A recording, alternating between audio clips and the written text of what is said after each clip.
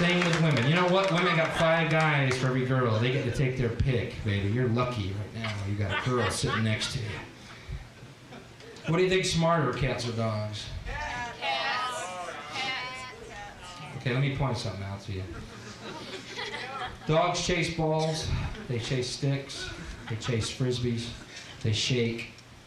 They roll over. They speak. They protect property. They guide the blind. Cats do nothing.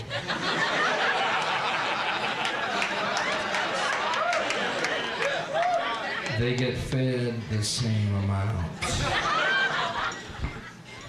Someone's got an angle on life here. I think it's little pussy shitting on my stereo over here. Now see, I have a cat and a dog, and I know the cat does nothing all day long because I don't do anything and I watch it. That cat lays around all day long like this. Gets up 30 minutes, eats, takes a shit, and goes back to this. What a busy day. Oh, little pussy had to eat today. Bet you're tuckered out. But I love it as much as my dog, and I feed it as much as my dog. My dog doesn't figure this shit out. He's the dork. He's the idiot. Thinks it's his job to protect my apartment. Anyone that walks by, this thing has a coronary arrest, man. It's amazing. He just, oh, get away, it's Bill's shit, get away! No, get away, it's Bill's shit, get away! Cat's going, man, it's all insured.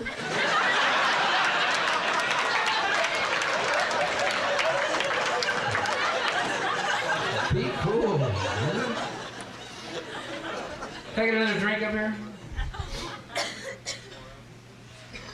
Well, for enough of that, relationships. I pissed off every woman here. I'll be going home alone again.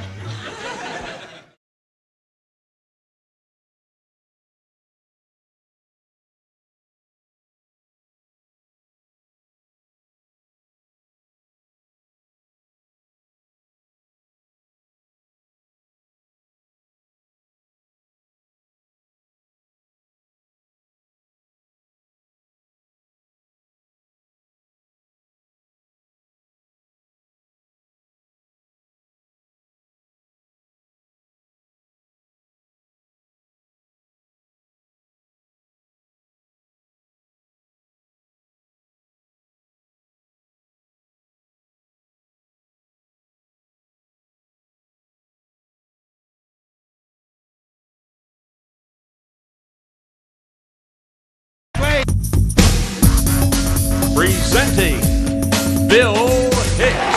I'm tired of this life. I'm tired of this generation. I think it's a suck-ass world.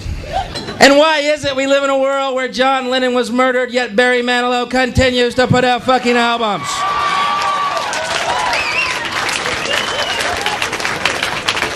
If you're gonna snap, have some taste about you.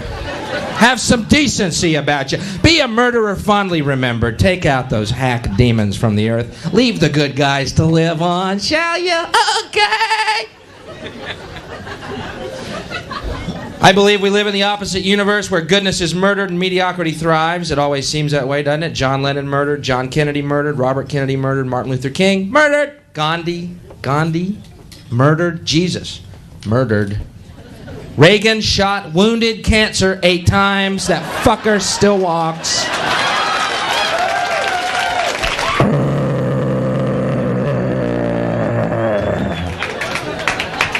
Well, this guy's like Jason. I'm back. Ah! Ah! Ah! I'm expecting to see him in a hockey mask any day now. Well, you shot me, I'm back. Cancer in my nose, I'm back.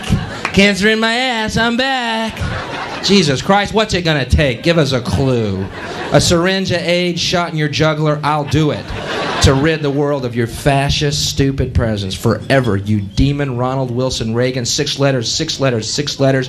Antichrist, devil, dick smoking motherfucker. Excuse me, sorry.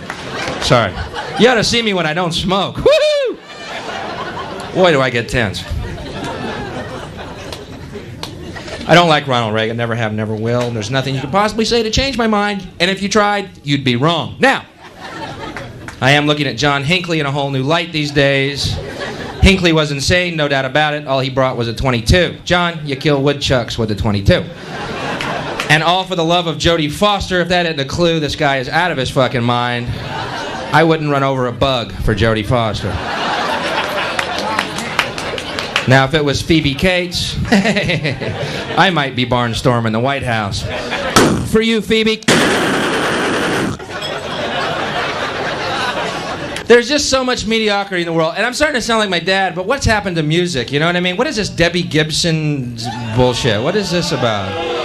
Well, thank you. Who the fuck's buying her records, then? Shake your love. Shake your love. I think before women should be allowed to do that, they should have titties. I do. I really do. A little freckled mongoloid jutting her bony elbows at the camera. I think it's sick. And the most banal, trite demon from hell himself, Rick Astley, the guy who's bringing back disco. Who the fuck requested that? Don't ever want to make you cry, don't ever want to make you sigh. I love you, don't ever want to break your heart. Couldn't break any woman's heart, you have no dick. You have a little corn nut, you have no balls, you're a eunuch, you're a Nazi demon from hell, and I hate you. I hate your parents, I hate everything about you. See, I like music that was, I don't know, now catch me, come about the fall. I like good things. Yeah, I know, I'm a relic. I like things with balls, you know, remember Jimi Hendrix. Now there's a guy, but no question where that guy, what he was all about, man. Balls, I think so. Stand by the mountain, chop it down with the edge of my hand.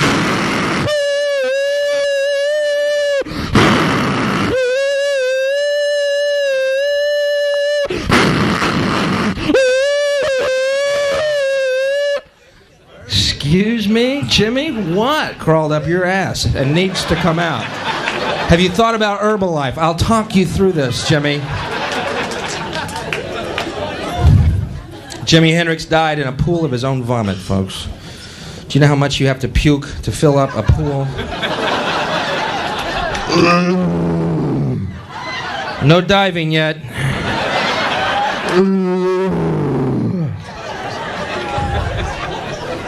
But he had balls, you know? He cared. He actually tried to do his best. Saying, I like that in the world. Don't you? Yeah. And his little retarded soul brother, Mick Jagger. I love the Rolling Stones. I love Mick Jagger. I don't know what the fuck he's saying, but I feel for him, you know? I can't get me no satisfaction. Said I can't get me no satisfaction. What? I don't know, you can't get something. What is that? Mick, we'd like to help. What the fuck are you saying? Can't get me no satisfaction. Mick, maybe Keith has some. Keith, you got any satisfaction? I got some in my boot.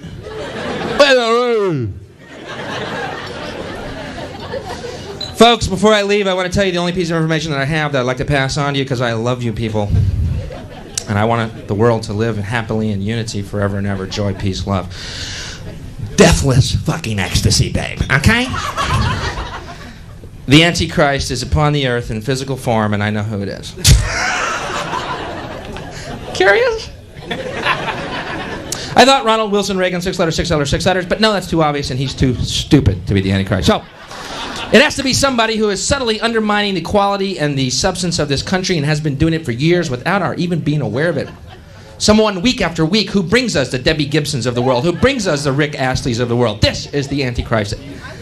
Dick Clark is the Antichrist. Now hear me out. Since you've seen TV, Dick Clark's been on TV? Has he aged one fucking day? I have aged more than Dick Clark. I'm going bald, I got gray hairs. Dick Clark hadn't changed. Doesn't seem natural, does it? That's not Dick Clark. That's the Antichrist. That's a Dick Clark rubber mask. When he gets off that TV show after he's brought you Debbie Gibson and Rick Astley, he goes into his office and he unzips that mask, and underneath there's a cloven-hooved Wolverine.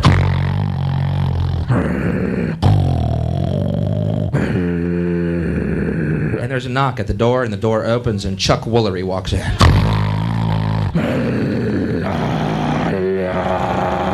And Chuck Woolery drops his pants and leans over a desk, and the Wolverine mounts him.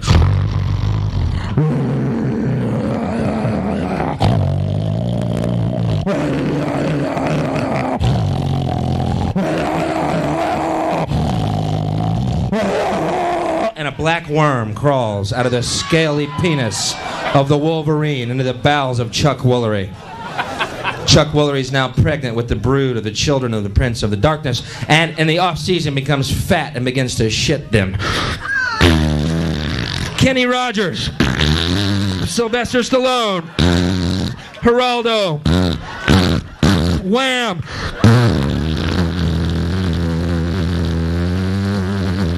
Oprah!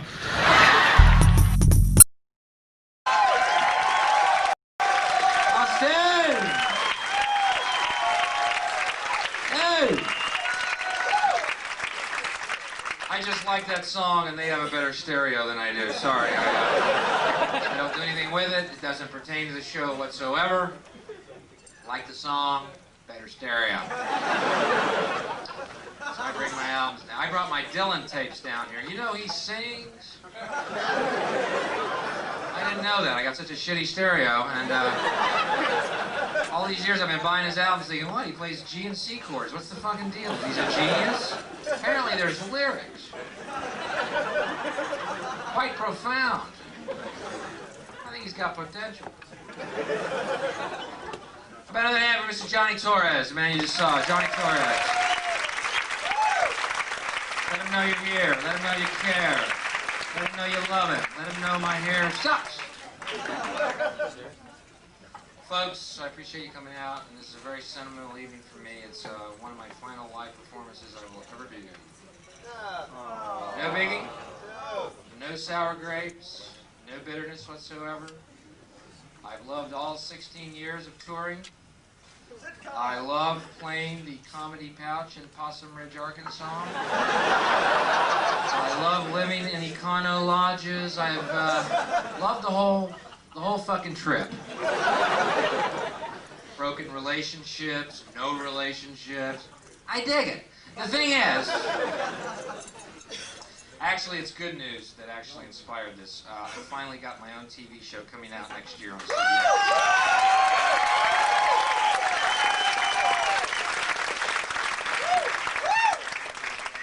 It's not a talk show.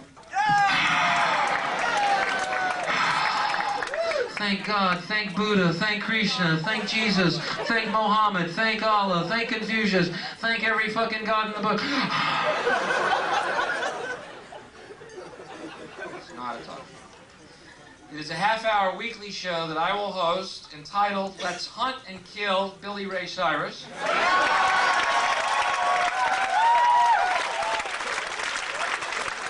So y'all will tune in? Is that what you're saying? I think it's fairly self-explanatory. Each week we let the hounds of hell loose and we chase that jarhead, no-talent, cracker asshole all over the globe. Until I finally catch that fruity little ponytail of his in the back, pull him to his knees, put a gun in his mouth.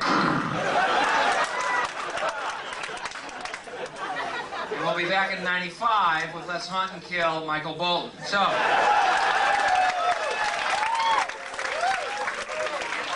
thank you very much. I'm just trying to rid the world of all these fevered egos that are tainting our collective unconscious and making us pay a higher psychic price than we imagine. fact, that's how I pitched it to the networks, exactly. I said, I'd like to do a show where I rid the world of all these fevered egos that are tainting our collective unconscious. And the guy at CBS said, will there be titty? And, sure. Boom, a check falls in my lap, and I'm a producer. I never knew it was that easy. All these years I've been trying to write scripts and characters and plots and stories that had meaning. Will there be titty? Sure. Boom, I'm a producer now. Where have you been all our life, boy? We've been looking for you in Hollywood. What are these titties gonna do? Jiggle? You're a fucking genius. Give him another check.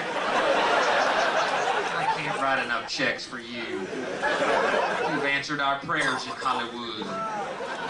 Jiggling titties. Who would have thunk of it?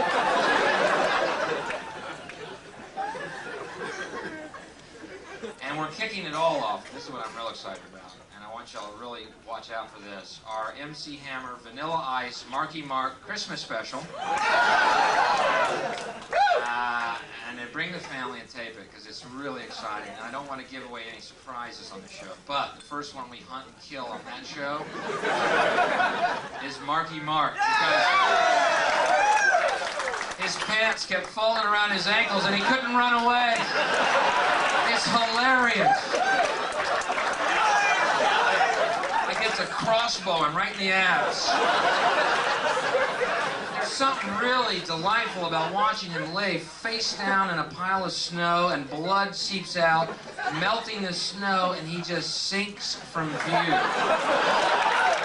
Folks, you're just going to let out a psychic sigh of relief. Ah, he's gone. Oh, I had no idea what a price I was paying because he was on this planet. Oh, you stretch, your spine straightens, the bowels loosen. Oh, I can take a dump for once. Marky Mark is gone. I never knew I was under the weight and pressure of his fevered ego. Help, as usual. Definitely a show for the 90s. Let's just hunt and kill these fuckers. Join us. But, I don't know what my deal is, man. I'm like a 31-year-old curmudgeon, you know? I don't know. Went to a dance club the other day, you know, against my will. I wasn't driving. We ended up at a dance club, right? And I go to dance clubs about once a year just to justify the other 364 days of the year I spend in my apartment going, God, what idiots. And,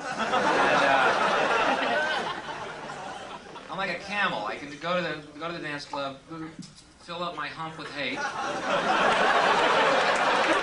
can last about a year. The hump starts to go down. I go back to a dance club. I'm the hate camel. But anyway, this girl asked me to dance, which I thought was hilarious. Would you like to dance? And I was like, oh, you read my fucking mind. That's why I'm leaning in the darkest corner, closest to the exit. I'm about to boogie. I'm about to cut a rub. But it's so weird. Women have this weird myth that you can tell the way a guy is in bed by how he is on a dance floor. I think that's so ludicrous, man. And what does it matter? You know what I mean? If a guy is on a dance floor really getting into it, enjoying himself and expressing himself, what does it matter how he is in bed? He's gay.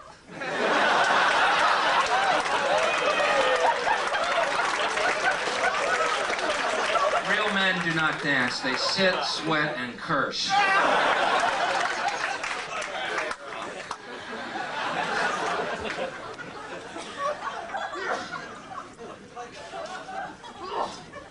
Speaking of homosexuality, I consider myself a fairly open-minded human. I would say very open-minded. Being a fellow such as myself, who over the course of his lifetime several times has taken his body weight in psilocybin magic mushrooms, I've had my mind fairly open. UFOs? Seen them. Been on a few. They're cool.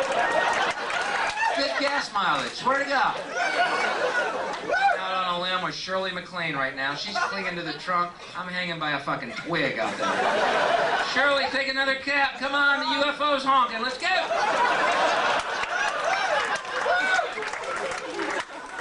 I'm pretty open-minded. I have had my third eye squeegeed quite cleanly.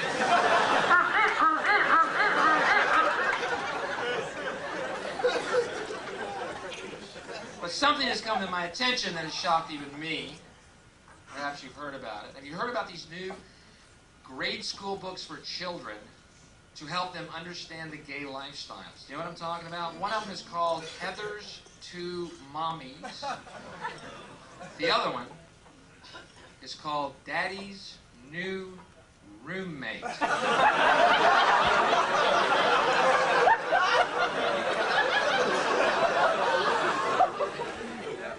I'm going to have to draw the line here and say this is absolutely disgusting. It is grotesque and pure evil. I'm talking, of course, about Daddy's New Roommate.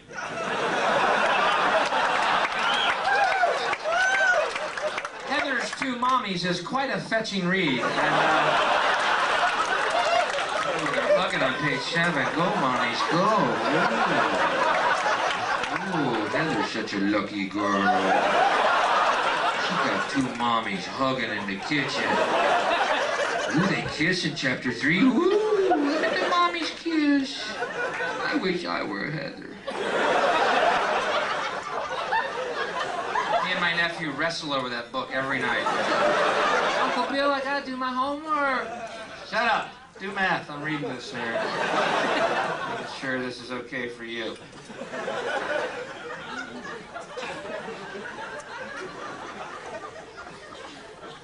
I don't know, folks. I don't know what my deal is. People, I'm just, I tell you, it's pissing me off these days. Pro-life people.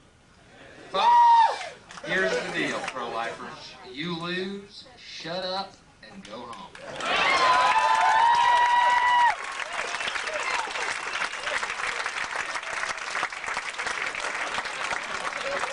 You lose. Bye. Enjoyed you killing doctors and all, but you gotta go home now. It's a fun little ride for a moment. You gotta go. You've lost. You ever look at their faces? I'm pro-life.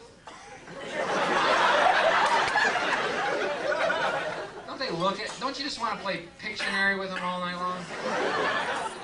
Is that a cross? That's right. Is that another cross? That's right. Looks like a cross to me. That's right. You're good. I'm pro-life.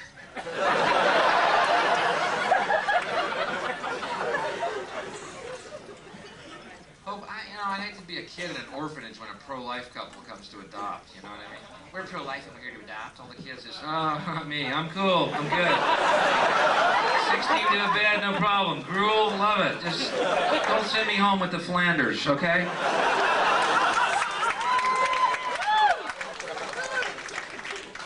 See, what bugs me about them, if you're so pro-life, do me a favor. If you're pro-life, do me a favor, okay? Don't lock arms and block medical clinics. If you're so pro-fucking-life, lock arms and block cemeteries, okay? Let's see how committed you are to this fucking premise. I want to see them locking arms. She can't come in! She was 98, she was hit by a bus. There's options. We're gonna have her stuffed and mounted. She's starting to stink. Let's go! We're pro-life.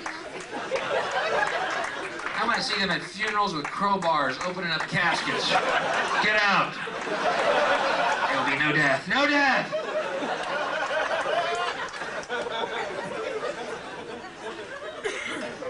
Strangely enough, that is the exact same face, I'm pro-life, that non-smokers have. I'm a pro-life non-smoker. Let the party begin. I've been getting that look a lot lately because I started smoking again.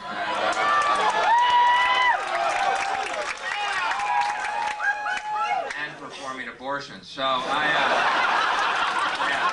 everywhere I turn now, I get that fucking look. I'm afraid to get out of bed most evenings. Oops, a glimpse into my life.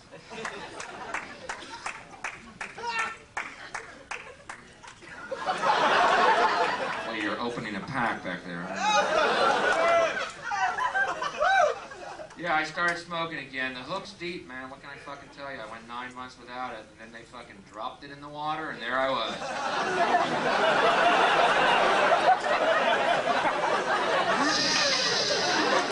We got him. We got him. Don't lose him. Pull him in. Pull him in. Pulled me back in the boat, fucking waved me, you know. No, that was a big old smoker yesterday. I just love it, man. What can I tell you? I just love it. Cool people smoke. Bob Dylan smokes. Frank Sinatra smokes. Jimi Hendrix smokes. Michael Bolton does not smoke. Billy Ray Cyrus does not smoke. MC Hammer does not smoke. Are you seeing a pattern developing here? Are you following this pattern? I have this belief, actually it's a hope, that if that scenario is at all true when you die and you go to heaven and St. Peter meets you at the gate, I believe the first thing he's going to ask you is, you got a light? You mean you don't smoke here? Yeah, that's why it's heaven.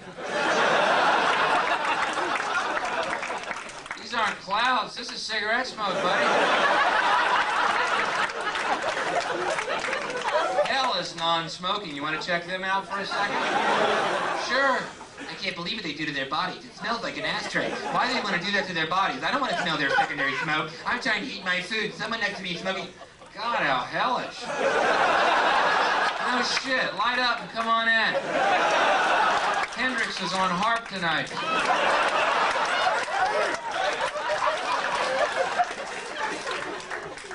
Oh, man, Jimmy.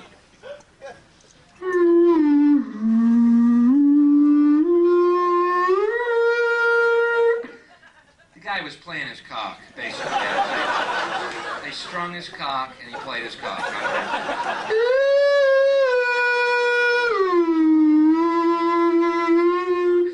Yeah.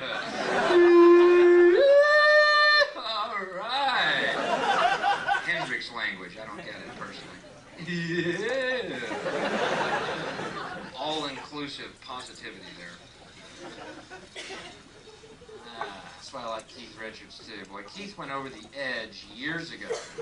Fucking went over the edge, and people thought, he's fucked, man. Then they looked over the edge, and there was a ledge, and he hit it. Holy fuck, there's a ledge past the edge. That lucky bastard hit the ledge. That's all right, I went over the edge, I hit a ledge.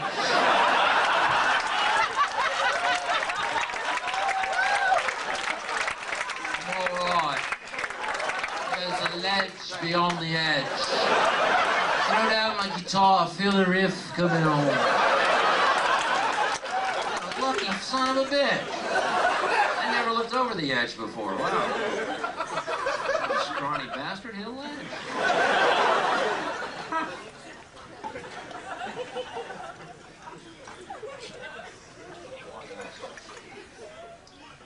Been traveling a lot.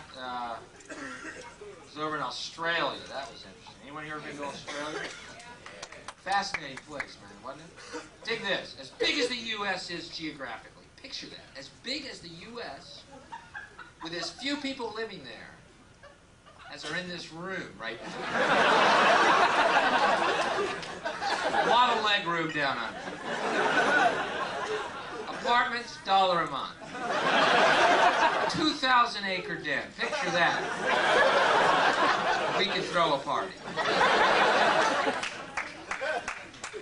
But it's interesting, the Australians were the criminal class of Great Britain. I didn't know this. You know this? They were the criminal class of Great Britain. And the Brits, in order to punish them, sent them to Australia, their own prehistoric, Eden-like island continent. Bummer. Well, you don't want to get on the wrong side of them Brits. They'll fuck you.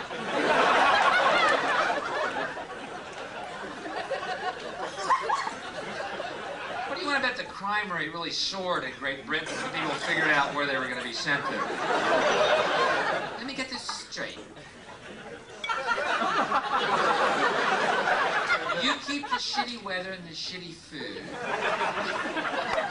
And we get the Great Barrier Reef and lobsters the size of canoes.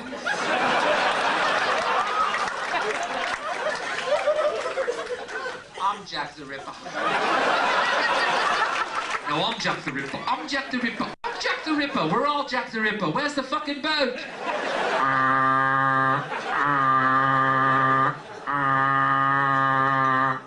That's me going over the horizon.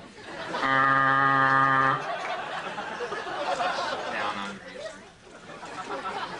Just picture two Aussies surfing the Great Barrier Reef. What were you, mate? I was a murderer. And you? I was a thief. All right. Hope we're not paroled.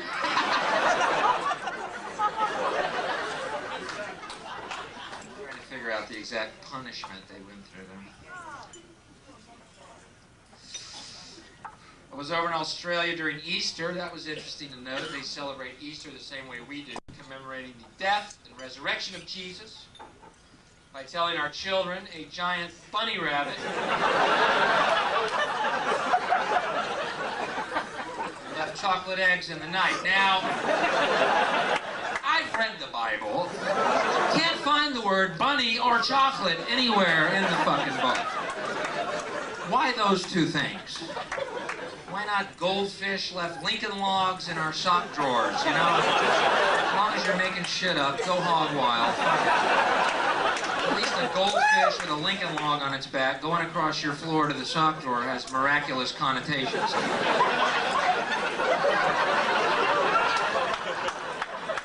Mommy, I woke up and there was a Lincoln log in my sock drawer. That's the story of Jesus.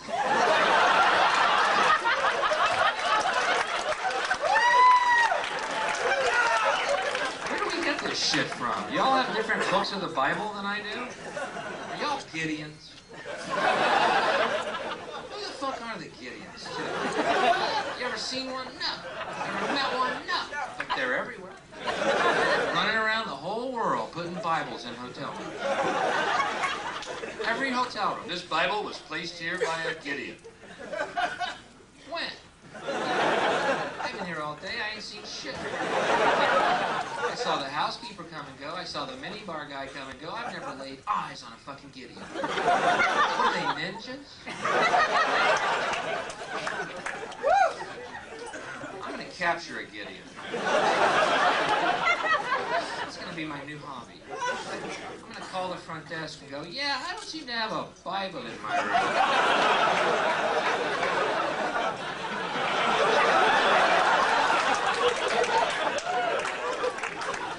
Through the window with a grappling hook, you know, some Gideon helicopter on the roof, ready to cart him back to the island of Gideon. There's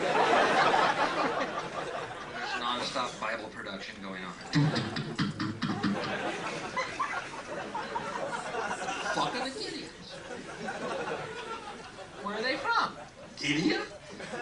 Gideon. I think it's interesting to note how people act on their religious beliefs. Easter, we have a fucking rabbit and a fucking chocolate egg. I don't get it. Talked about this before. Christians, a lot of them wear crosses around their necks. Nice sentiment.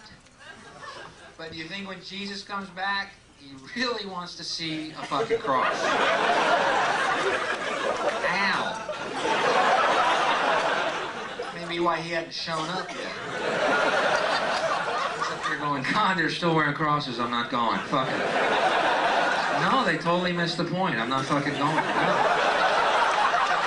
not going, Dad. Dad, it ain't gonna happen, buddy. I'll go back as a bunny, but I'm not going back.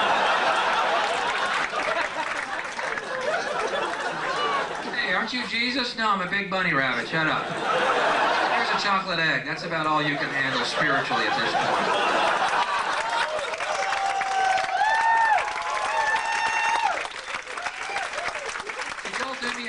And evolve by next Easter. This suit is real fucking hot, okay? We had some spiritual fucking kindergarten level? What the fuck?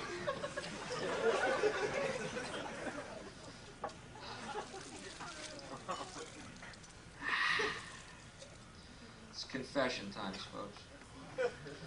It's confession time. This is real hard for me.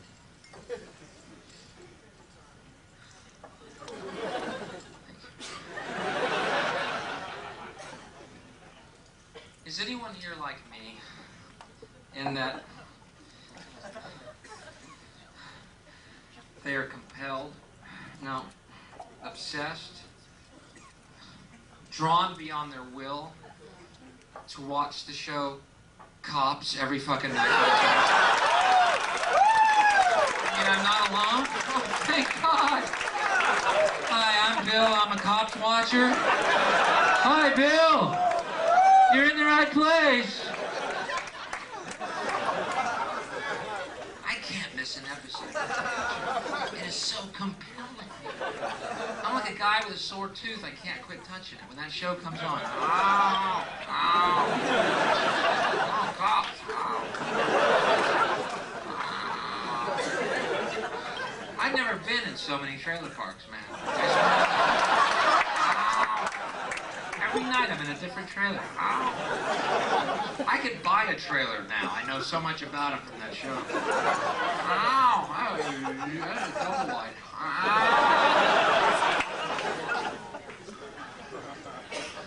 And what's so compelling about it is that it's all the same every night. Same story. A woman is beaten by her husband. Her head looks like a melon. The cops are called on a domestic call. I guess the trailer next door couldn't hear the results of the American Gladiators contest over her shrieks. I don't know how. I didn't even know they had a phone. But nonetheless, the cops are called, right? All her 14 little cracker spawn are peering around her gingham skirt. Their eyes are so close together, the left eye is in the right socket, and the right eye is in the left socket. Some bizarre mutation due to inbreeding here. Does their family tree look like a stump? And every time, she stands up for the guy. He didn't mean to hit me, officer. He didn't mean to hit me. He's a good man. Don't take him away. I fell asleep in the driveway and he run over my head with the truck. He don't mean no harm. He's passed out under the trailer right now with his dog, Skeeter. Oh, cops, send in the SWAT team on these fuckers, man. Some people should not have kids. Judgment call. I'm gonna make it. I'm making a judgment call. And I'm sticking by it. But what is the psychology of women that stand up for wife beating? You know what I mean? What the fuck is that, man? It makes you feel kind of helpless and hopeless when you're a nice guy like myself who hadn't seen pussy in 3 years. Meanwhile, you know, Gomer is fucking balls deep in this cracker whore every fucking night, pumping out spawn. Again, you start to question things at this point. Fucking buck-toothed Gomer, you know, is humping away on this fucking lard ass. I had to go to one of those rebirthing classes. I lived my own birth just so I could remind myself what a pussy's like. I relived my own birth. I got a Woody. I couldn't believe it. Oh my God. This is a pussy. I think I remember this. No, Freud's doing backflips, but I'm sorry to let you in on my spiritual decadence, but that's the fact. Gomer has no trouble scoring. Meanwhile, Mr. Nice Guy, Mr. Right off the fucking Banana Republic shelf, I get nothing. And, you know, it just makes you feel fucking hopeless. Because I know, first of all, you women love fucking Billy Ray Cyrus. And don't lie to me. Because I know the guys in this room did not make that album multi-fucking platinum. You think he's a big old hunk, and you would break a pelvis trying to split your legs open to receive his mongoloid spunk into your fucking womb in a half a second. You'd probably cut off your leg so he could get full access. That mongoloid, jarhead, cracker piece of shit. And you love him, and don't fucking lie to me. And I guarantee you no guy in this room sent fucking Michael Bolton's albums platinum either. jerks and you love idiots, and quite frankly, I haven't been laid in 3 years. And this is backed up semen talking, and I apologize. Next time I come, it's going to be like a wax dart shooting out of my dick.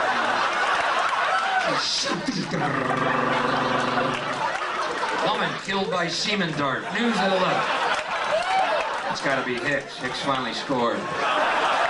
Poor woman. Didn't even know what hit her. Some weird James Bond fucking weapon. What do you have for me, Q? I have a wax semen dart. Just don't get laid, Bond, and use it against Dr. No. Dr. No, I'll get you.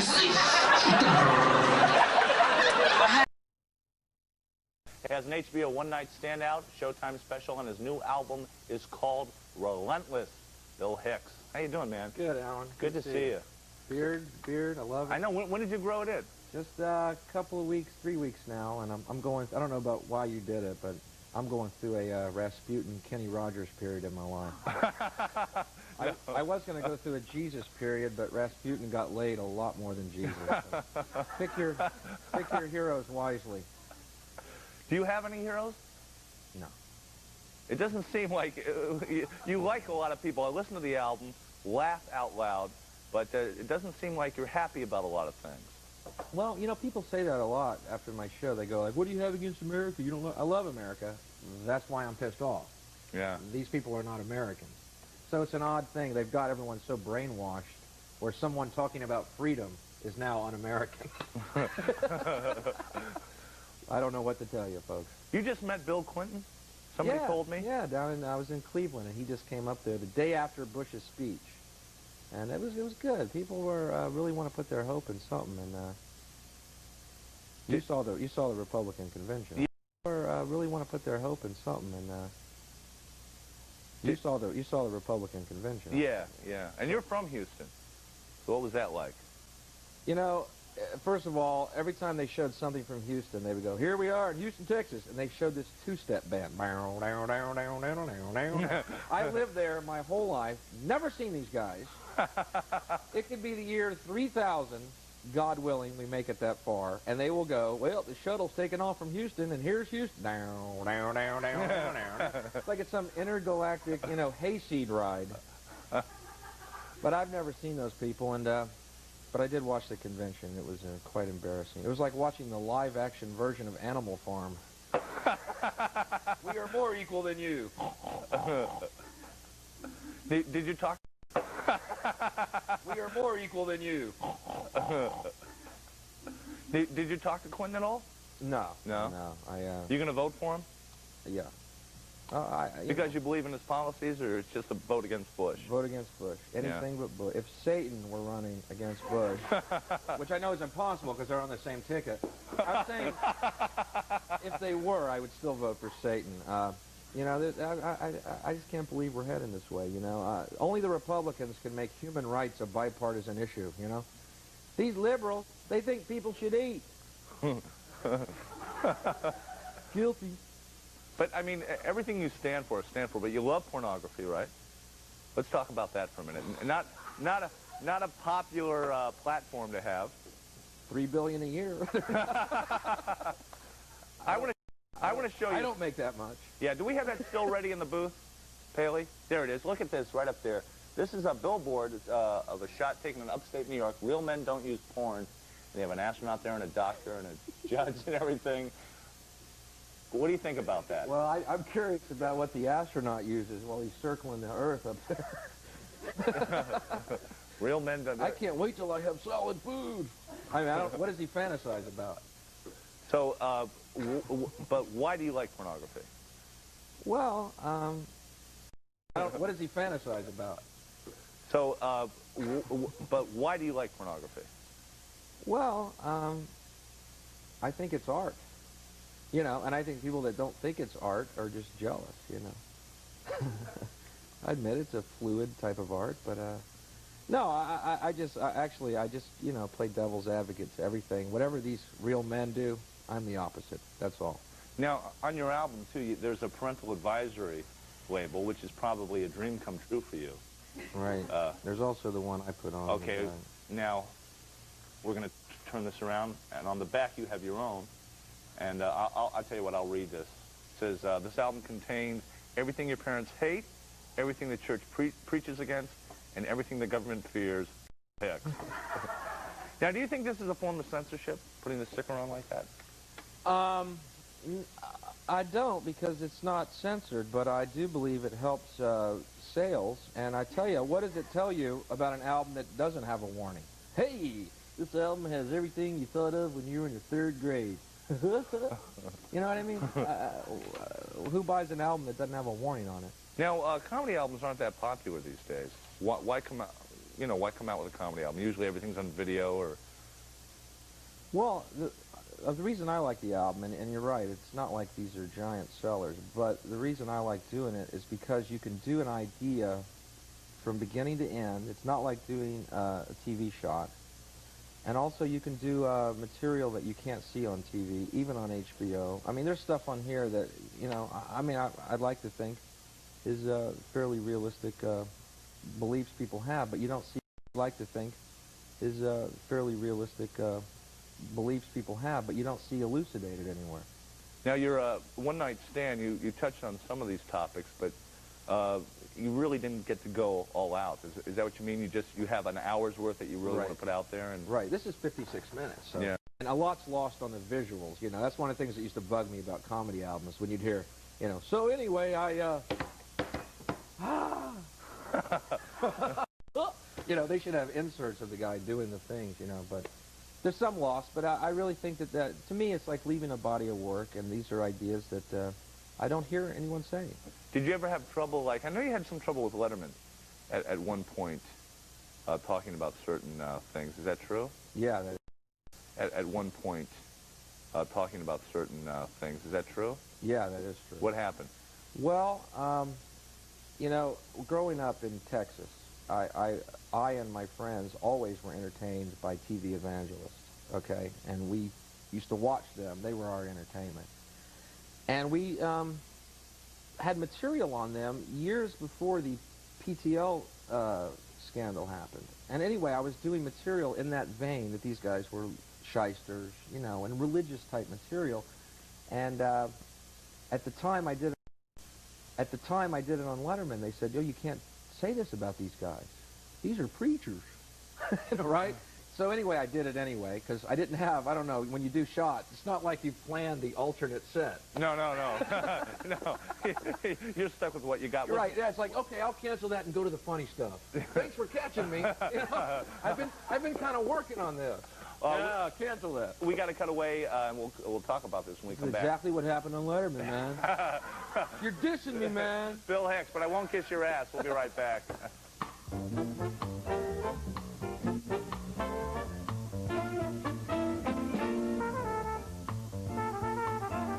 Hi, you're watching Night After Night. I'm continuing my conversation with comedian Bill Hicks, talking about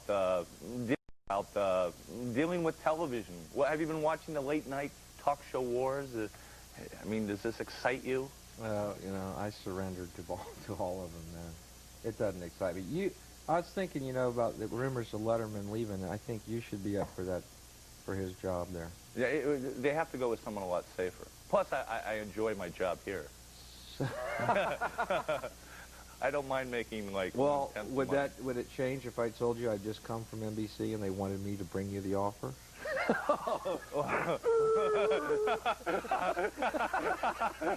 I will come. Bring me the network money. I don't know. It's weird. It's like, who's supposed to, Dana Carvey's supposed to take over. I don't know. Why? You should do it. You already have a show. What is he going to do? A George Bush after every guest? Or isn't that weird? You know, we seen it. We seen it. You should do the show. You sound a little bit like Kinnison there. We've seen it. I'm channeling him right now. It's an alternate career I have. I haven't seen you since he died, and I know you started out with him. I wasn't there. Yeah. What, are you looking for an alibi? No. I was in Dallas that day. Yeah. You know what? I was just in Dallas. Speaking of my own segue, and You know, you can go to the Dealey Plaza to the 6th floor, and it's like a museum. Right. Yeah. I heard about that. And the window is made out, you know, into a display to look exactly like it did on that day, and it's really accurate because Oswald's not there. So, there's, I don't know who did the research. Yeah, but it was very accurate, and I was impressed. I don't know, man. The convention's just got me bummed. You know, it's so You're all over the place today, aren't you? You are like, and I know you stopped doing drugs, right? Didn't you? Yeah. Oh, yeah. Yeah. No, you talk about that on the album. I did stop taking drugs, but on the other hand, I mean, I do support them totally. You know, I had good times doing them. That's all. That's it. That's all. That's all. We can. Now, what is it? Now, are you married? No. Okay, let's say you get married, you have a kid. Kid starts smoking it. You have a problem with that? None. See, what's odd is what's odd about our country right now. The extent of our drug education is a slogan. Just say no. That's our drug education. To me, just say no is very closed-minded, the opposite of open-minded, the opposite of learning. See, all my friends and myself just said yes, and I guarantee you, we learned a whole bunch about drugs. I know all about them. So why'd you quit? Well, as I said on my album, once you've been taken aboard a UFO, you know, it's kind of hard to get higher. It's kind of hard to get higher than that.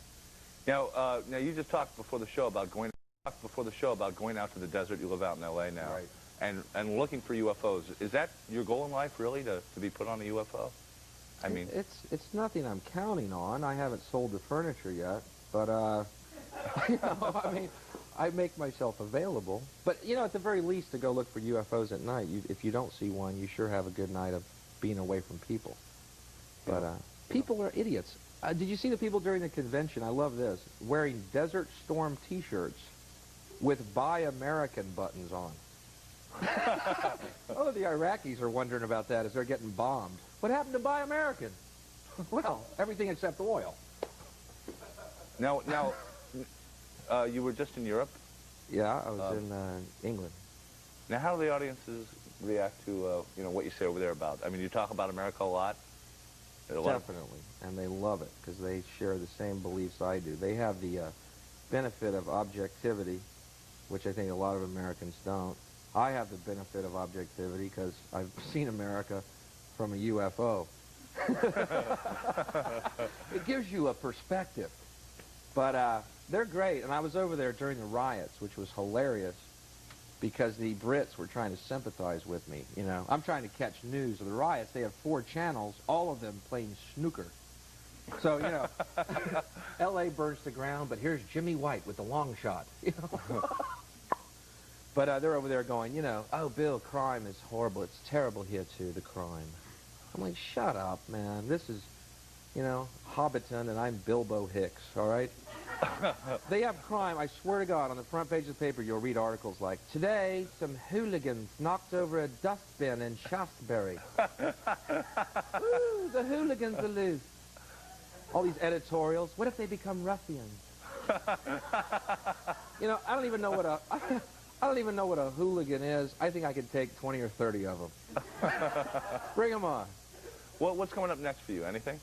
Can you do another HBO special? No. You could do this on an HBO special. Yeah, well, you can do that.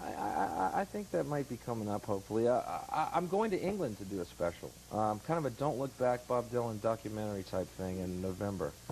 And England's been amazing for me. I mean, I've been schlepping around America for 12 years. And I'm over there a year, and I'm like Tom Jones, you know. Whatever, I'll go where I'm liked, you know. Okay, well, listen, you're welcome back here anytime. Thank you, Alan. Thank you, Bill. Relentless is the name of the album. I recommend it highly, and we'll be back right after this.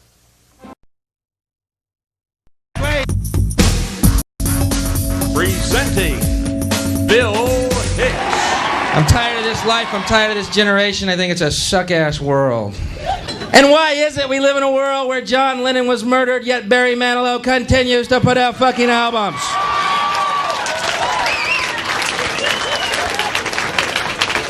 If you're gonna snap, have some taste about you. Have some decency about you. Be a murderer fondly remembered. Take out those hack demons from the earth. Leave the good guys to live on, shall you? Okay. I believe we live in the opposite universe where goodness is murdered and mediocrity thrives. It always seems that way, doesn't it? John Lennon murdered, John Kennedy murdered, Robert Kennedy murdered, Martin Luther King murdered, Gandhi murdered, Jesus murdered. Reagan shot, wounded, cancer 8 times. That fucker still walks.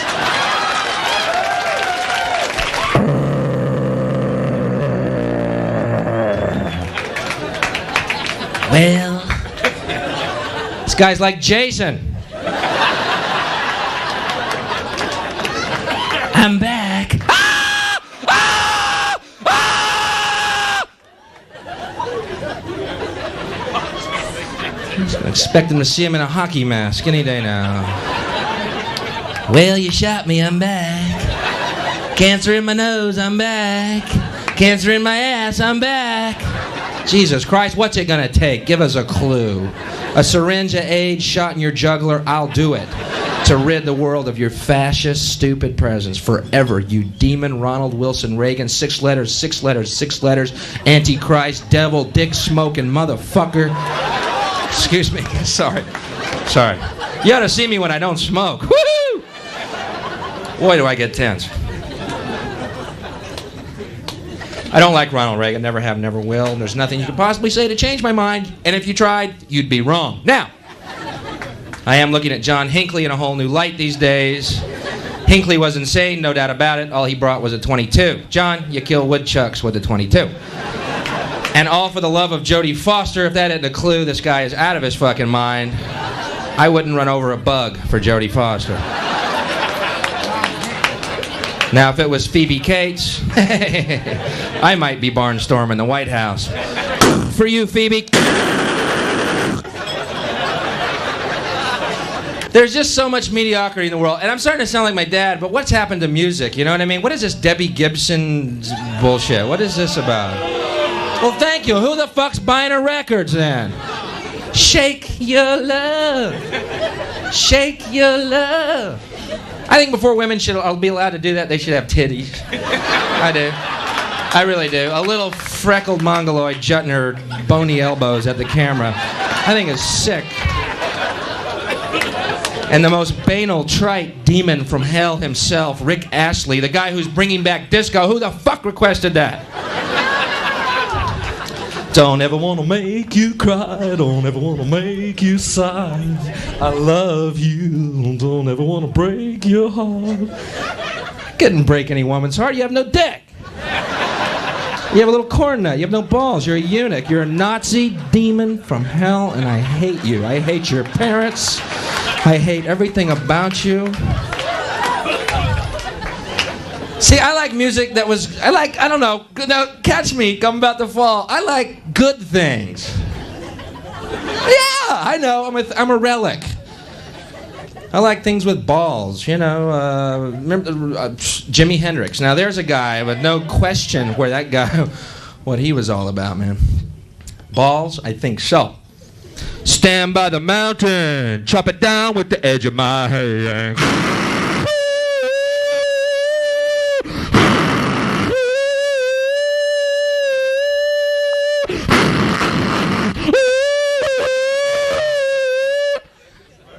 Excuse me, Jimmy? What crawled up your ass and needs to come out? Have you thought about Herbalife? I'll talk you through this, Jimmy. Jimi Hendrix died in a pool of his own vomit, folks. Do you know how much you have to puke to fill up a pool? No diving yet.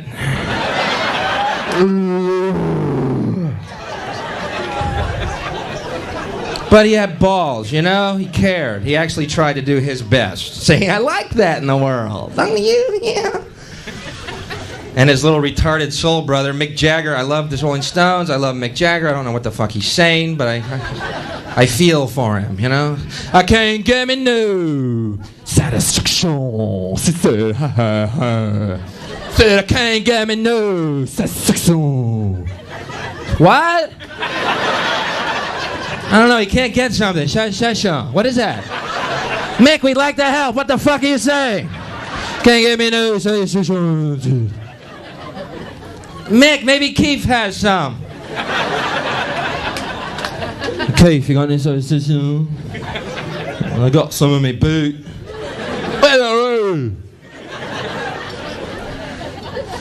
Folks, before I leave, I want to tell you the only piece of information that I have that I'd like to pass on to you because I love you people.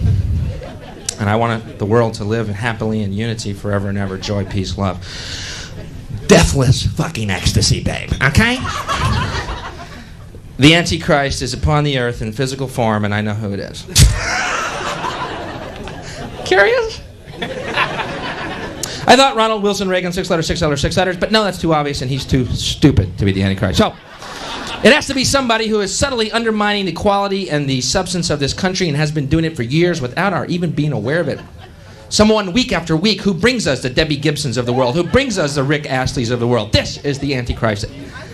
Dick Clark is the Antichrist. Now hear me out. Since you've seen TV, Dick Clark's been on TV? Has he aged one fucking day? I have aged more than Dick Clark. I'm going bald, I got gray hairs. Dick Clark hadn't changed. Doesn't seem natural, does it? That's not Dick Clark. That's the Antichrist. That's a Dick Clark rubber mask. When he gets off that TV show after he's brought you Debbie Gibson and Rick Astley, he goes into his office and he unzips that mask, and underneath there's a cloven-hooved, horned Wolverine.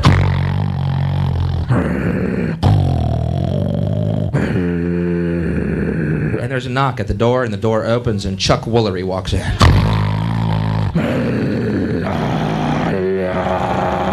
And Chuck Woolery drops his pants and leans over a desk, and the Wolverine mounts him.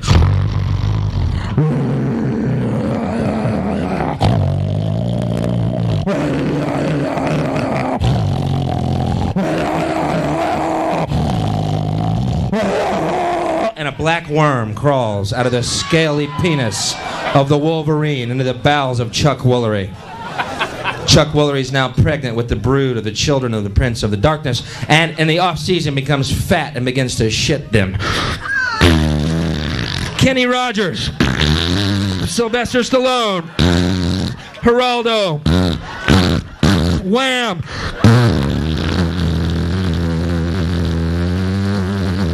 Oprah!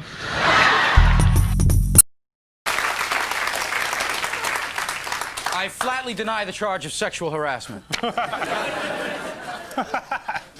Folks, my first guest this evening you've seen on The Letterman Show. He's on HBO on his own specials. He's got 2 comedy albums entitled Dangerous and Relentless, and he is definitely both of those. Say hello to Bill Hicks, folks. Bill,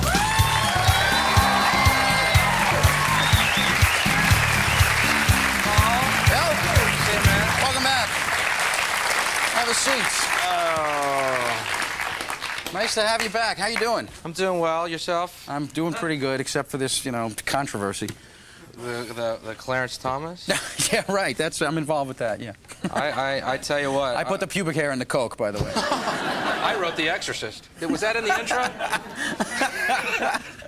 I learned something real important watching that Clarence Thomas hearing. Yeah? I don't stand a chance. Okay? Don't even call the committee.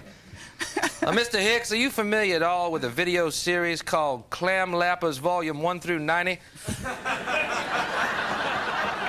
Sort of familiar, but, Mr. Hicks, are you familiar with a man named Manuel who works at the Show World Adult Video Parlor? Manny! Mr. Hicks, they subpoena me. They subpoena me. Wouldn't take long. But what was really the bummer is that porno took a real beating, and Bad choice of words. Yeah, well, I got something to tell you, and I hope I'm not out of line, but I love pornography. Sorry. I love it. Every position, everything. I love everything about it. I think it's great, and I have lots of it, and I just love it, and well, thank you, Mr. Hicks, for your testimony. We cannot use you on the Supreme Court, but if you want to be a senator, welcome aboard, boy. Big party at Teddy's. Hey, Bill, any other forms of entertainment you enjoy as much as porno? Would you like a glass? Well, no, I'm just fiddling. All right. I love movies, you know, not just porno movies. I love all movies, and that's why I'm real excited. I had an incredible idea how to revolutionize motion pictures.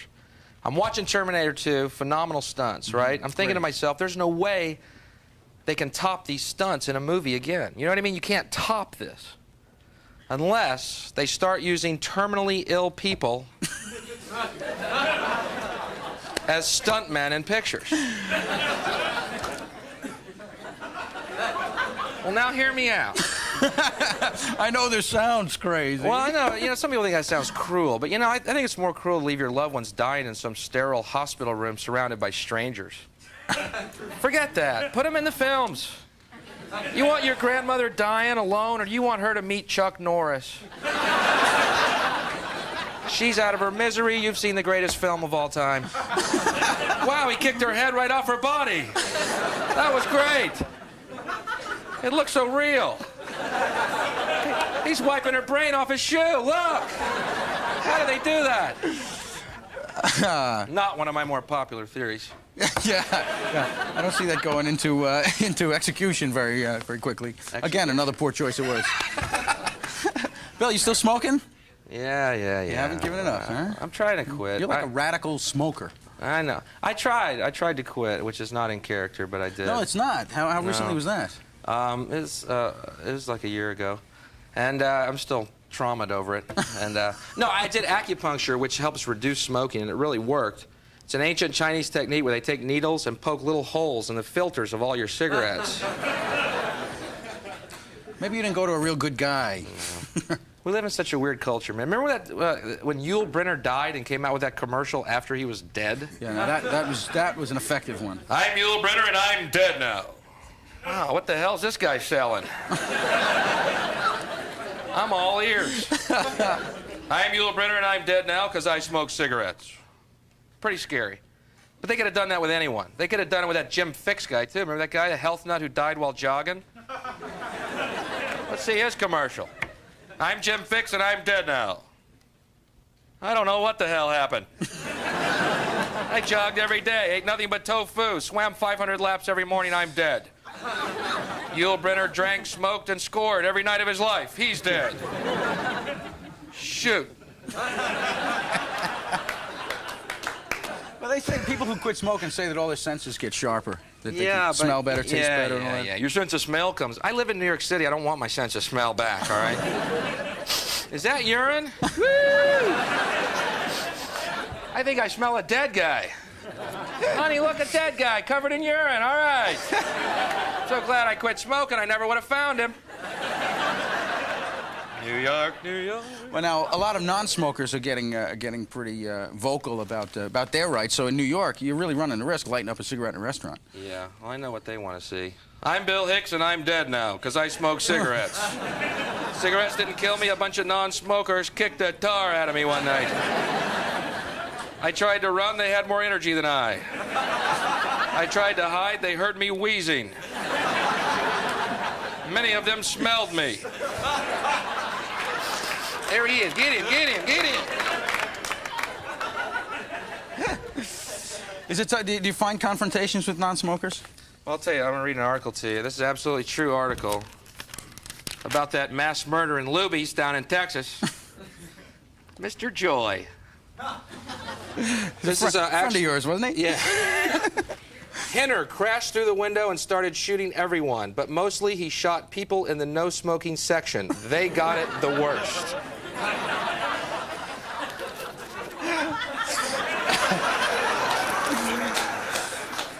So we all find ways to deal with tragedy, Paul.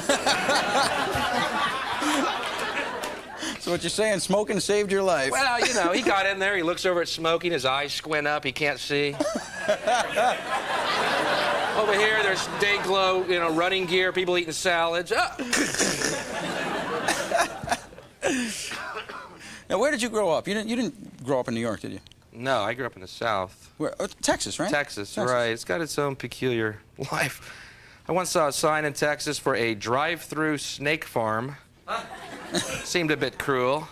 Squish, squish, squish. Fun and educational. You know, if you run over a snake's head, his tail explodes. Woo! Who's hungry? Let's go to Luby's. Please do. Well, was it a tough adjustment for you going to New York? Oh, New York. Pretty different, except for there's the no guns. way to prepare for it, Paul. A lot of guns in Texas, a lot of guns in New York. That's the only connection I can make. Yeah, but there's no trucks where the guns are in New York. They're on everybody. You know, you've been in New York too long, you're walking down the street, a gun goes up behind you, you don't even turn around to see what it was, you know? And then you get home that night and discover you were shot. I think I'm getting jaded. Terminally ill stuntman. That's cracking me up. It's killing me. It's killing me. Well, you know, most of the gunplay in New York it has to do with the drug problem. Which now, last time you were on, you talked about the war on drugs, and there's a big difference now. It's out of the news. Well, you know, if you've been in New York City, you know that the war on drugs has definitely taken a ceasefire. Okay. You walk through the streets, people sell drugs out loud on the streets of New York. It's unbelievable. Heroin, heroin, heroin. Coke, coke, coke. Smoke, smoke, smoke. It's unbelievable. I'm walking down the street one day, a guy's walking ahead of me, passes one of those guys, guy looks at him and goes, heroin, heroin, heroin, heroin. I walk by him, he looks at me, he goes, glue. I can afford heroin, buddy. I'm doing laundry right now. As soon as my jacket's out of the cleaners, I'm coming back and buying some from you. Bill Hicks, folks. Don't go away. There's more comic show on the show. Thanks a lot, man.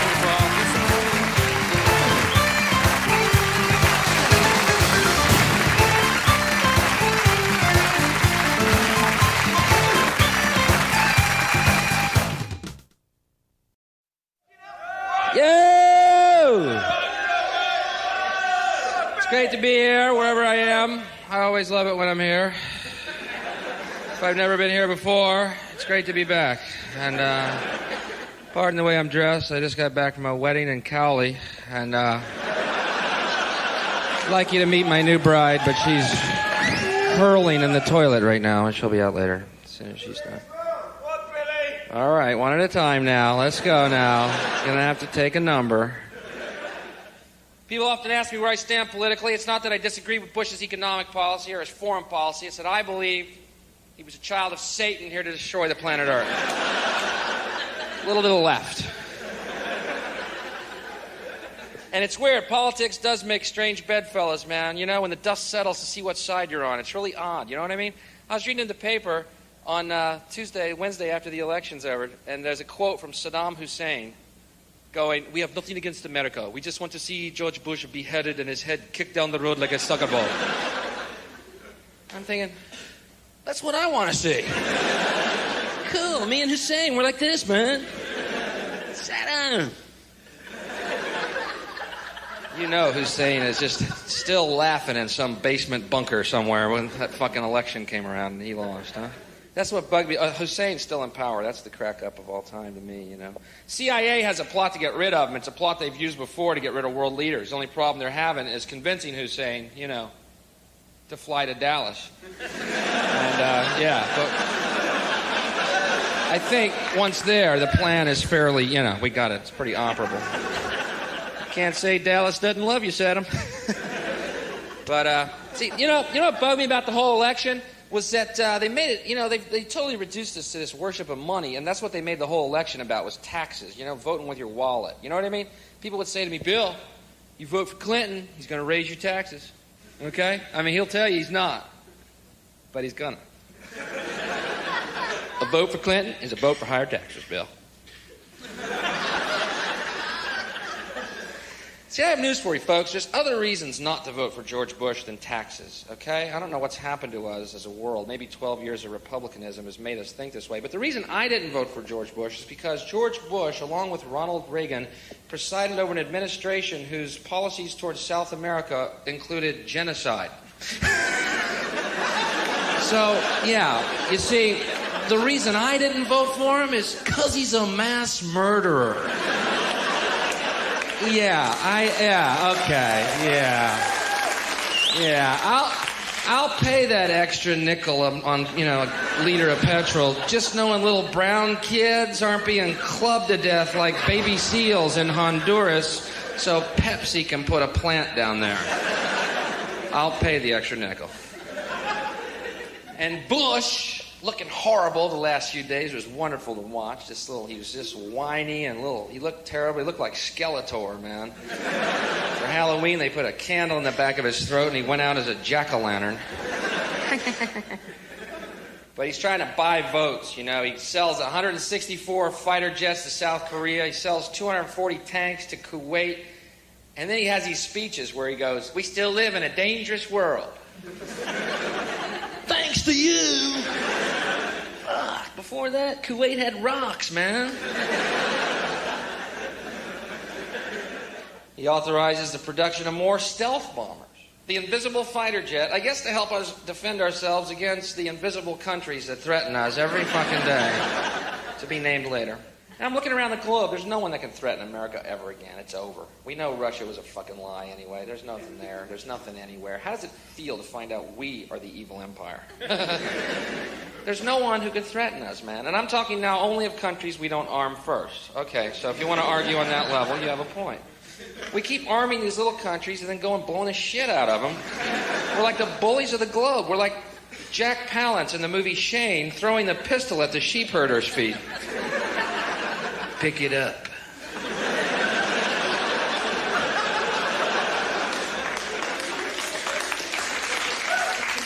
I don't want to pick it up. You shoot me. Pick up the gun. I don't want any trouble, mister. I just came into town to get some Hard Rock candy for the kids and some gingham for my wife. Let me get back to my sheep farm, mister. I don't want no trouble. Pick up the gun.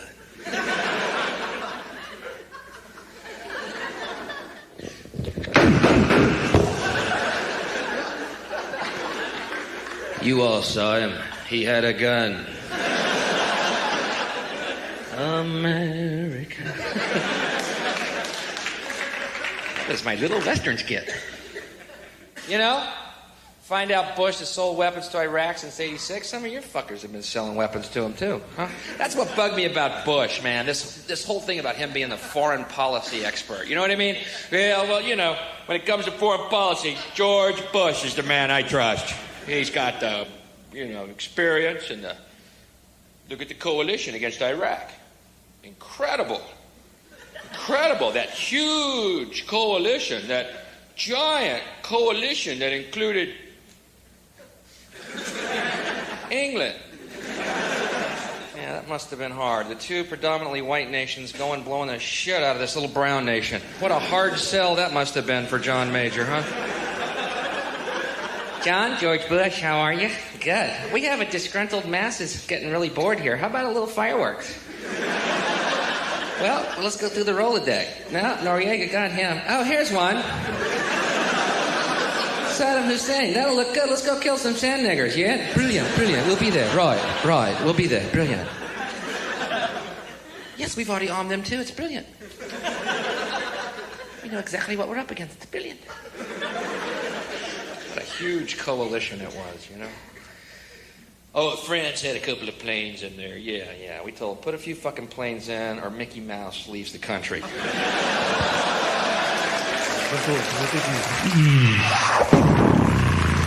right, let's get back in line for the roller coaster. We have done our duty.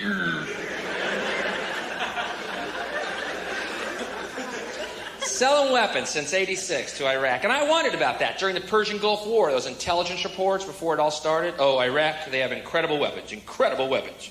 How do you know that? Well, we looked at the receipt.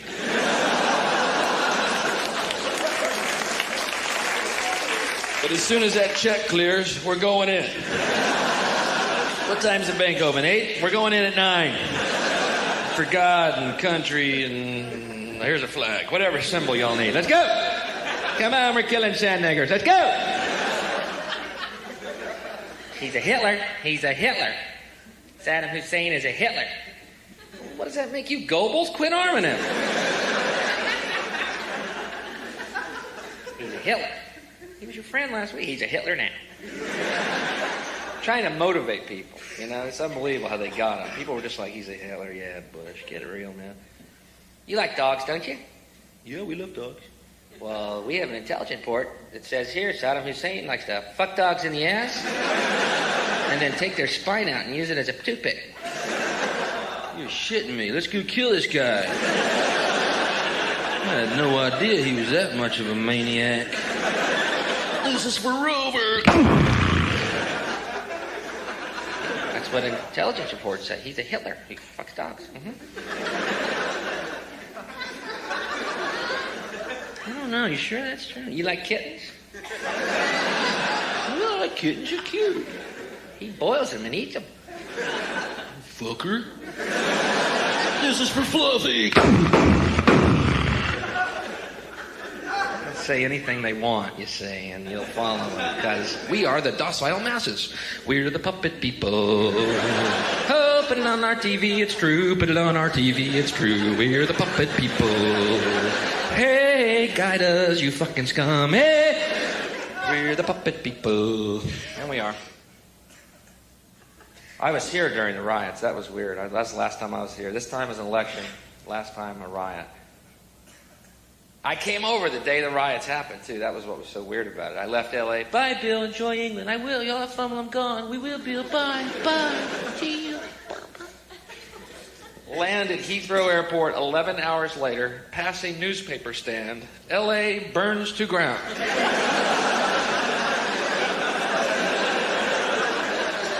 Oh, shit, did I leave a cigarette lit? How much are there? See my pictures in here now.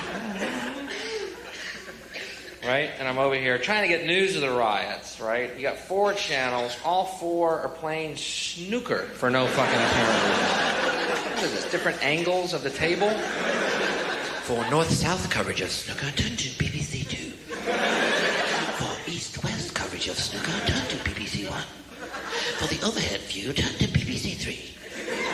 For a look under Jimmy White's left arm, turn to Channel 4. You're going dumb. How much longer are you going to continue that impression, Bill? Any more in the act?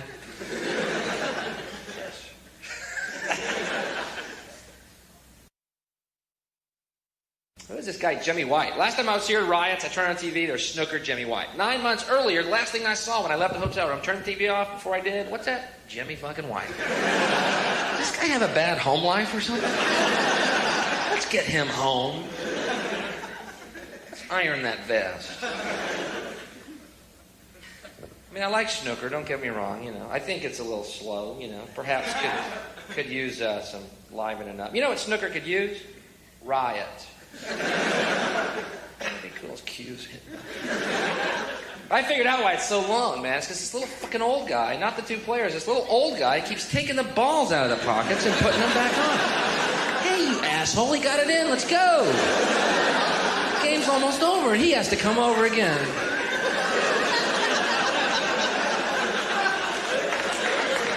Oh, it's gonna take all fucking night.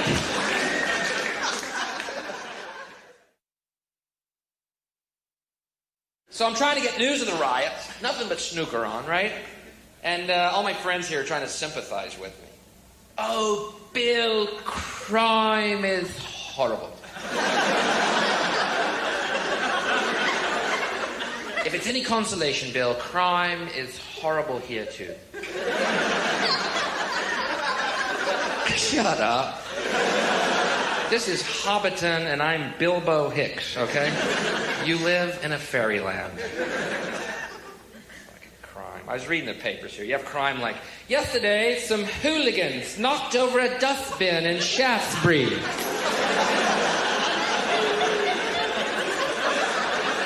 hooligans are loose. The hooligans are loose. What if they become ruffians? I would hate to be a dustbin in Shaftesbury tonight. No one knows what it's like to be a dustbin in Shaftesbury with hooligans. It's such a stupid word, you know? Hooligan. Very unthreatening word. I don't even know what a hooligan is. I think I could take 20 or 30 of them. Picture these real pale guys in penny loafers and no socks. We're the hooligans. Ow, you fucker, come here. Nope, have to catch us. You corner me, I might become a scallywag. I'm an ne'er-do-well. There was something in the paper yesterday. Some hooligans caused a rumpus.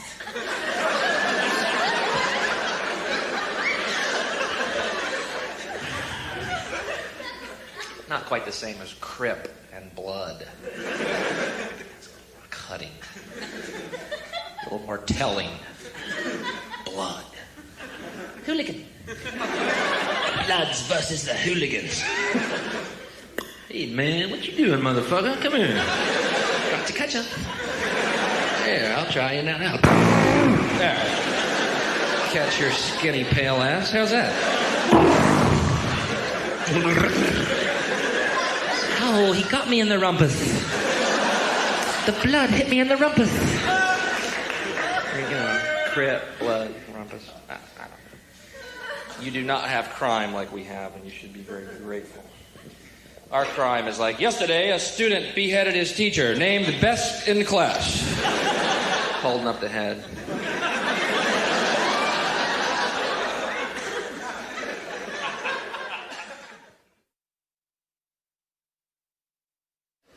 I love talking about the Warren Committee. I love talking about Kennedy assassination. I really love it, man.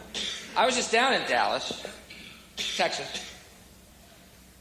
And you can actually go to the school book depository on the 6th floor. It's a museum called the Assassination Museum. Huh. And they have the window set up to look exactly like it did on that day. And it's really accurate because Oswald's not in it.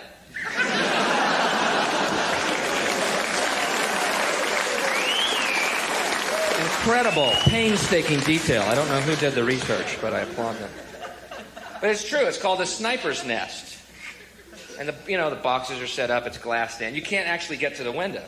And the reason they did that, of course, is they didn't want thousands of tourists every year, coming through to the window going, no way. Yeah, that would have started this truth inertia happening. Who knows when it stopped. But there's no way. I mean, you can get to the window next to it, and you look down, and you go, I can't even see the fucking road from here, man. There's a tree right here. There's no way, unless Oswald was hanging by his toes, upside down from the window ledge. Surely someone would have seen that. Either that or some pigeons grabbed onto him and flew him over the motorcade. There was rumors of anti-Castro pigeons seen drinking in bars the week before the assassination. Someone overheard them saying, coo, coo, coo. People say to me, it's so weird, you wouldn't believe the attitude in America. Bill, quit talking about Kennedy, man. Let it go. Okay, it was a long time ago. Would you just forget it? I'm like, all right, then don't bring up Jesus to me. As long as we're talking shelf life here. Bill, Jesus died for... Yeah, it was a long time ago. Let it go. Forget about it. How about this? Let's get Pilate to release the fucking files. Quit washing your hands and release the piles, Pilate. Piles, Pilate. Don't worry. Everything's cool. I want you to know this is the longest I've ever gone without a cigarette in my fucking life. And, no. Actually, I quit smoking, so, Hey. This ain't Dylan Goes Electric. Chill out, all right? Judas, traitor! People ask this weird, why'd you quit smoking? Is that a weird question, only to me? Why'd you take your mouth off the exhaust pipe, man? You were almost there. Traitor, Judas. I'm far from reformed. All right? I mean, they look good to me. I tell you, it's hard. It's really hard. After you eat at a restaurant, people light up around you. Man, they look good. Every one of them looks like it was made by God, rolled by Jesus, and moistened shut with Claudia Schiffer's pussy right now.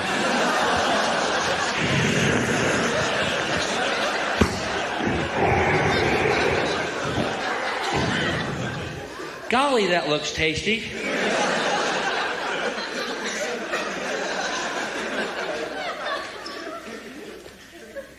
very hard. I don't know how to quit. My friends recommended this thing called the patch. I don't know if you get this here, the patch. It's like a nicotine Band-Aid. You wear it. I don't see how it works, you know, unless you wear it over your mouth. What's he saying? I think he wants a cigarette. Put it up your nose? I don't think the patch is helping him any. At least he's not gaining weight.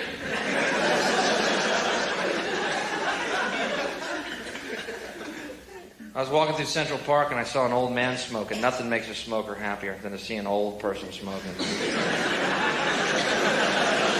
guy was ancient, bent over a walker, puffing away. I'm just, dude, you're my hero.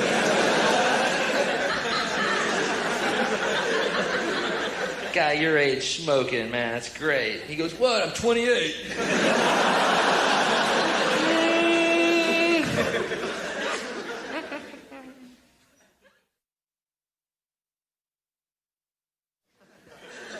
I was worried for a while, man. The polls, you know, I was over here when you went through the Labor-Tory poll situation. I was so afraid that was going to happen back home, man. Labor ahead, labor ahead, labor ahead, labor ahead. Cool, it looks like it's labor ahead. Fuck you, wrong! Wrong! Death to your dreams and hopes. The rampaging elephant has friends.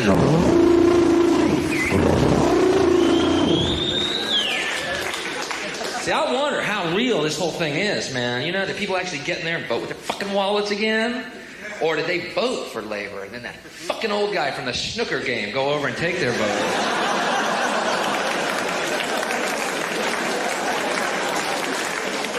There will be no changes. Your hopes will remain just that. Polls. I'm sick of the polls. Cut them out. They're not funny. Quit it. You know, and they're so misleading. I saw one on CNN one time. How many people disapprove of George Bush's handling of the country? 70%. Of these same people, how many will vote for him again in November? 70%. What the fuck? Where did they take that at? Some S&M parlor? Ow. More. Ow. Keep going. Ow, don't stop. Never been in an S&M parlor, but you get the fucking point. It's my white boy suburb fucking impression of S&M. Requires bending over. Just so right on the money. But these polls, you know, they get the answers they want by how they ask the questions. You know what I mean? Like during the Persian Gulf War, we would hear questions like, do you think George Bush, a good Christian white man, should send troops to Iraq to stem the brown Islamic tide from coming over here and fucking your daughter?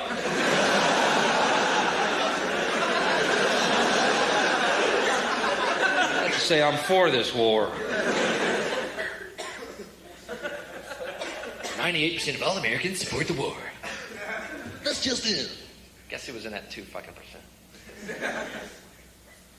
Actually, I was for the war. I was just against the troops. And I didn't like those young people. I was all for the carnage, don't get me wrong. I am an American. Americans love carnage. We love death, folks. It's what do they say? An ecstasy and violent fucking dream America is. NRA, National Rifle Association, love the LA riots. They love the LA. You should have seen them on TV. Oh, man, during the riots, they're on TV. Ah! Ha ha ha! Hey! Ha ha! It's about as literate as they can be, but I think what the fine Neanderthal redneck fella was trying to get across in his own inimitable grunting way. I actually heard one of them say, see, now how do you feel? The mob coming and you, no gun. Huh? Come to mob, you, no gun. How does that feel? See, before I bought a gun, I try and figure out what it is about me that keeps attracting fucking mobs, man. That's the way I'd work the problem. After all, I might run out of ammo one day. I have to talk to these fellas. Our last export was the Madonna sex book. Did you see that? Did you have the same effect it had on me as you? Almost a jaw-breaking fucking yawn. Oh! That's it? That's the whole book? Okay, bye-bye. It's pretty good, but that's okay.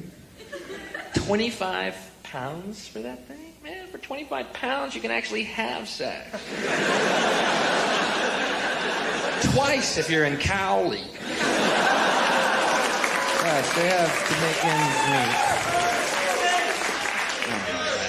I had to do a radio show over there, and I just found Alabama of the fucking Britain, sort of.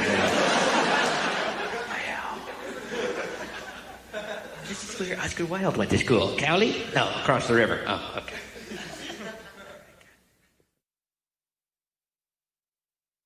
I was down in London and up in London. Where the fuck? I was in London one time, and this like busload of Iowan tourists got off. These cow people, right? And they bumped into me, and I went flying into this adult bookstore.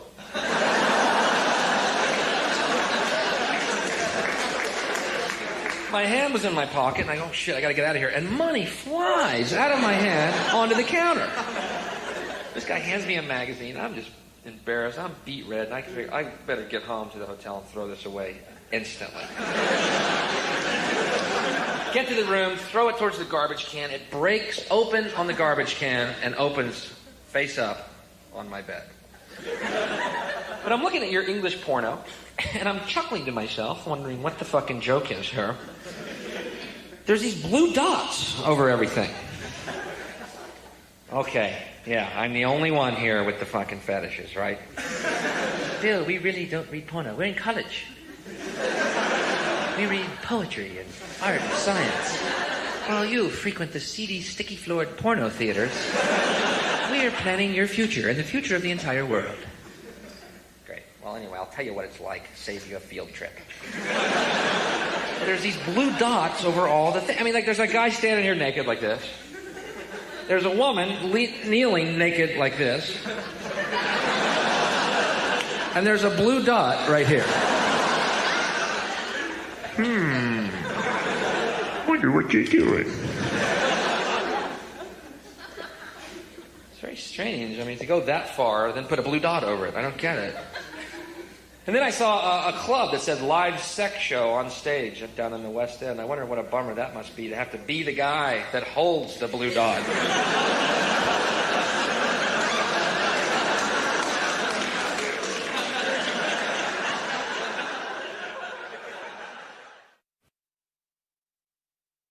By the way, if anyone here is in marketing or advertising, could you do me a favor and kill yourself?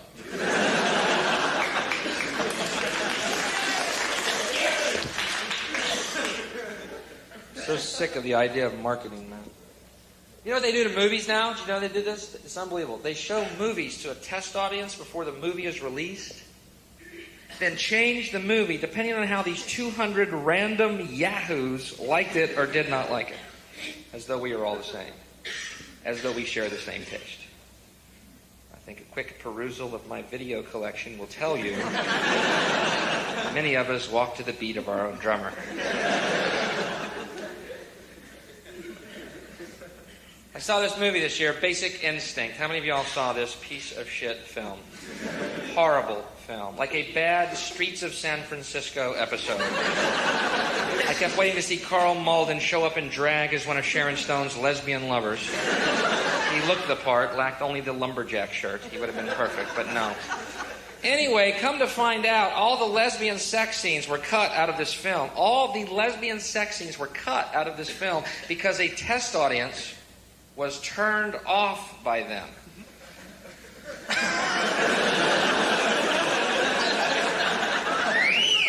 Man is my thumb not on the pulse of America.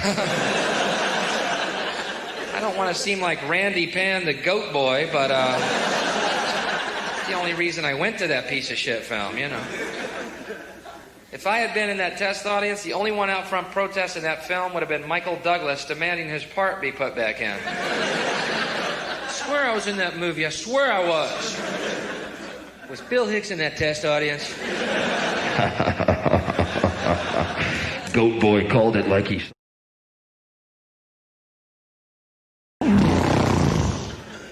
Horrible film.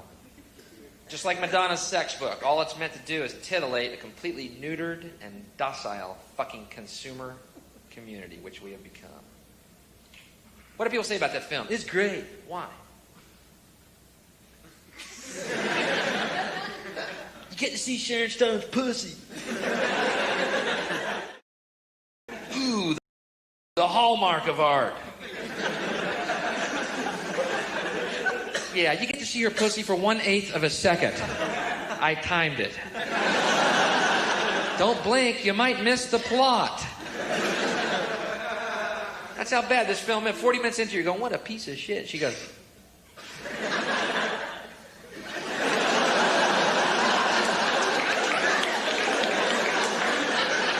Did you just see her pussy? No, I was reaching for my Coke. What happened? Dude, you missed it, man. We gotta watch this again. This could be the greatest film all year. God, are we that fucking neutered? Maybe you don't know this. Maybe you know there's movies you can rent.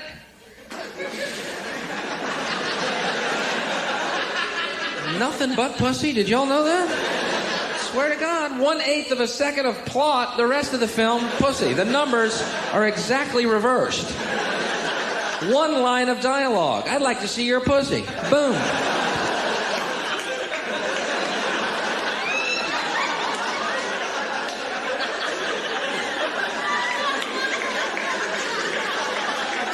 Did y'all know that? Yeah, you can.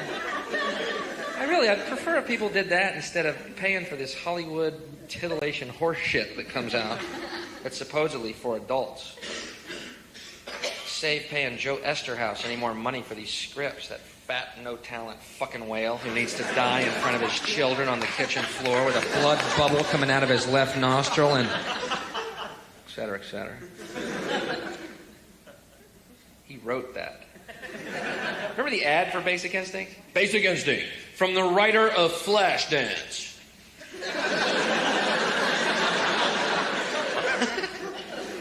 When did Flashdance become a literary barometer in our culture? I missed that meeting. Honey, the guy who wrote Flashdance. He's pumped out some more literary magic called a babysitter. We're not gonna miss this. You know it's good. How do you write Flashdance, first of all, you know? Flashdance.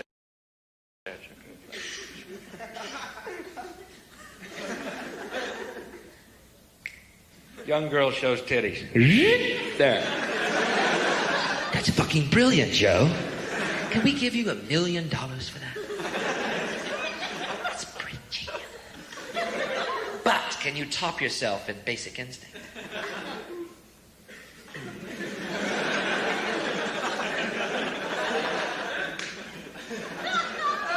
Young girl shows pussy. He's a genius. Can we give you $3 million for that? Now we'll give you $6 million if you can top yourself in Basic Instinct 2.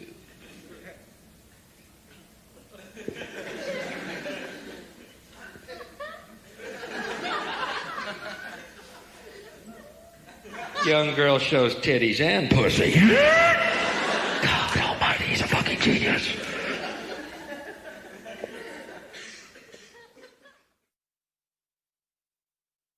Yeah, I'm just a sick guy, man. I don't know what's going on. People hate me back home. I was in Oklahoma, a lady yelling at me, "You're going to hell, boy!"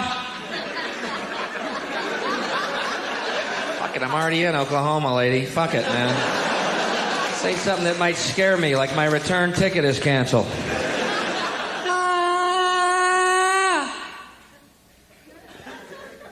You're going to hell. I wish I could meet a Christian who would proselytize to me. They keep running away from me. I want to talk to y'all. They bolt when they see me like bunny rabbits in car headlights. Come back, Christian, come back. I want to ask you some questions. You know, Christianity is such a weird religion. A lot of Christians wear crosses around their necks. You think when Jesus comes back, he's going to want to see a fucking cross? Ow. That may be why he... Shit, they're still wearing crosses. Fuck it, I'm not going, Dad. They totally miss the point. When they start wearing fishes, I might show up again. Look at that big gold one on that rap dude. It's kind of like going up to Jackie Onassis with a rifle pendant on, you know? Thinking of John, Jackie. We love him. Just trying to keep that memory alive, baby.